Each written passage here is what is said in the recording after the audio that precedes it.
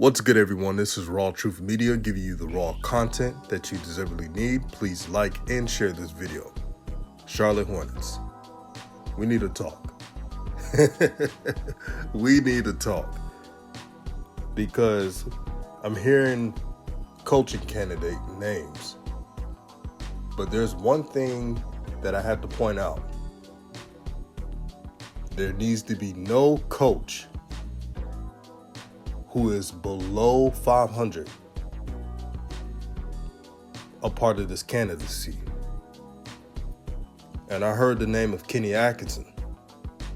Kenny Atkinson, maybe with another team that's trying to experiment on if this coach can pan out. Yeah, that would be a good fit. But with the Charlotte Hornets, it's really a mystery. Kenny Atkinson had an overall record of 118 wins and 190 losses.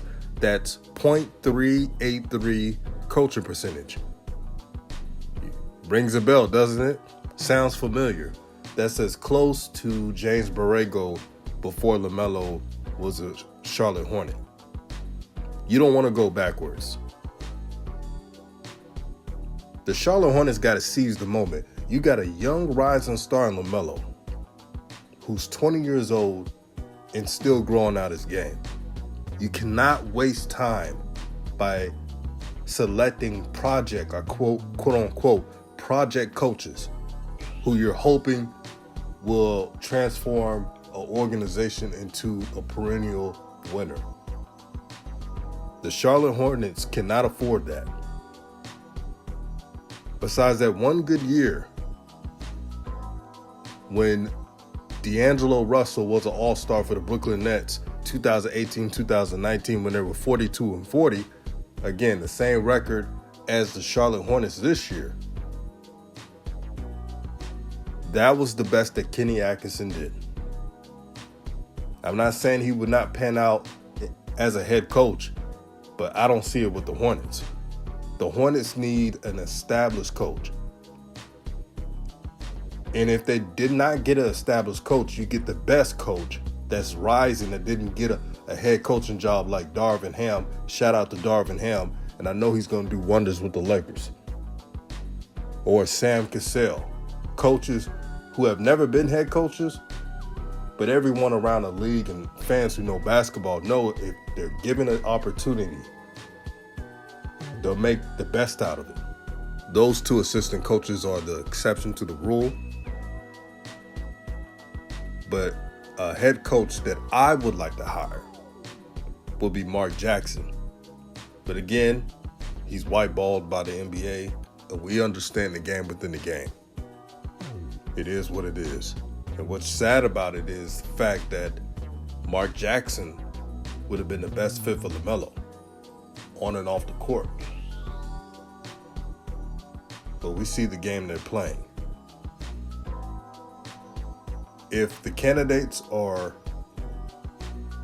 Quinn Snyder, who just got let go by the Jazz, or I believe resigned, Kenny Atkinson, and Mike D'Antoni, then the final two should just be D'Antoni and Quinn Snyder. It's not even close. Matter of fact, Mike D'Antoni's overall record, I know he's getting up there in coaching age, but it's a lot better than Kenny Atkinson. Now, I know Kenny Atkinson just started doing this as a coach, as a head coach, not too long ago. But after Mike D'Antoni's first two losing seasons as a head coach, he started to get 60 wins. The 2004-2005 Suns team, 62-20. And then the second year after that, 54-28.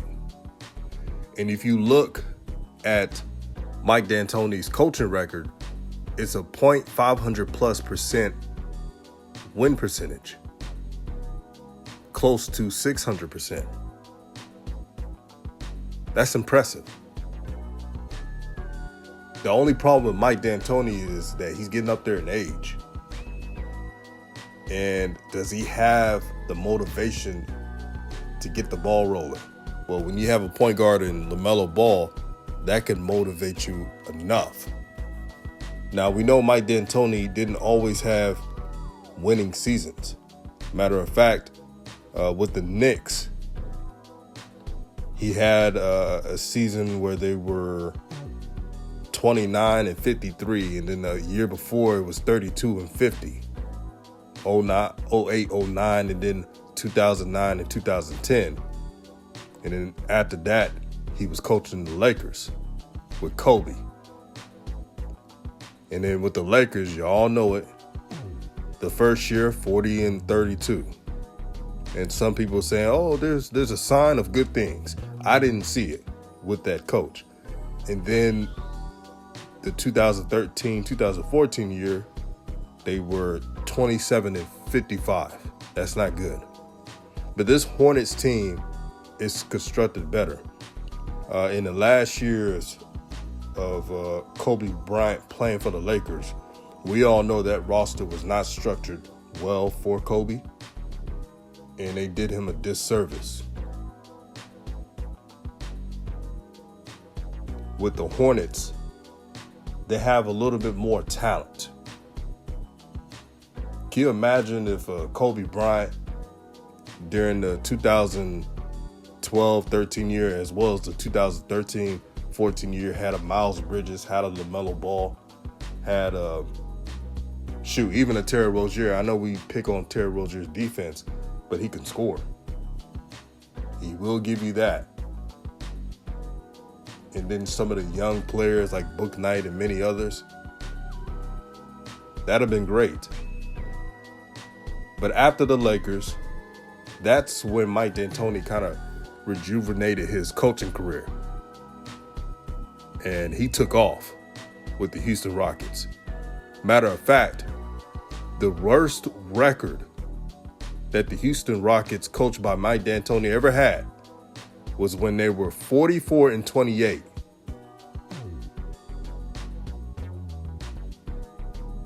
(44-28), 2019 and 2020 year. That was the worst record Mike D'Antoni has ever had with the Rockets. I know people in the comment section are going to say, well, Mike D'Antoni had James Harden, so that was a different, but the system worked. And LaMelo has that creative skill set as well. And just think about it. LaMelo has not even been given the keys yet.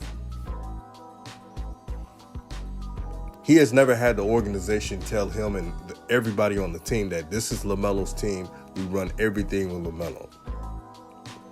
No matter what I think about Mike D'Antoni not winning any championships or not coaching the best defenses, one thing I can never take away from him is that he has a good winning percentage and he allows his point guards to be themselves. He's the real deal. And finally, Quinn Snyder. For those who don't know, Quinn Snyder was a former player at Duke from 1985 to 1989. So he has some Carolina, Carolina lineage, quote unquote. Now, for those who know me, I'm not a big Duke fan, but I do respect them as a college team that always wins a lot of games. You can't take that away from him. But Quinn Snyder has always earned his stripes. He, quote unquote, got it off the mud, man. He was assistant for the Lakers in 2011 and 12, was assistant with the 76ers in 2010, coached at Russia at one point, came back to the States, coached at the Atlanta Hawks, where he did a good job there in 2013, 2014. And then 2014 and 2022 was the head coach of the Jazz. He was the G League Coach of the Year in 2009. Won the Russian League Championship in 2013. And as a coach, his overall coaching record, that is, it's a lot better than Kenny Atkinson. It's not even close. And I know that he has Donovan Mitchell, but still, before Donovan Mitchell, the Jazz had a respectable record. There weren't some type of trash team. Now, this is the time when the Western Conference was really brutal. And in 2015, 2016, before drafting Donovan Mitchell in 2017, their record was 40-42 in the Western Conference. It's nothing to sneeze at. I know that's an average record, but at that time, it wasn't a weak Jazz team. They just didn't have enough stars. And then you see the win percentages of the Jazz increasing. Donovan Mitchell was drafted in 2017. But before Donovan Mitchell was drafted that year, don't forget, the Jazz in 2016 and 17 was 51-31. So they were established as somewhat of a winner. The overall record of Quinn Snyder is 372 wins and 264 losses. That's pretty much a 0.600% win percentage. You get that with Quinn Snyder. You get a coach who teaches the fundamentals the right way. Defense is important, but he will allow LaMelo to be LaMelo. You see what he does with Donovan Mitchell. He allows Donovan Mitchell to be Donovan Mitchell. Now, this whole roster needs a change. There needs to be selfless guys, not selfish guys, who all they want to do is score. They don't want to contribute to anything else. That needs to be fixed. I don't care how much the Charlotte Hornets Twitter and Instagram shows captions and posts about LaMelo Ball and Terry Rozier being the best guard duo. No. They need guards who are 3-and-D, shooting threes and playing defense. Now, I'm not saying Terry Rozier is a scrub. He's not. But he's not going to defend. He is what he is. He's better suited as a six-man role. Hopefully that gets rectified. But whoever is the head coach of the Charlotte Hornets, please pick a coach who's a winner that will get them above the playing game. Scratch that. Please get a coach that will take this team far in the Eastern Conference. That's all we're asking. We'll see what happens. This is RawTruth Media, and I'm out.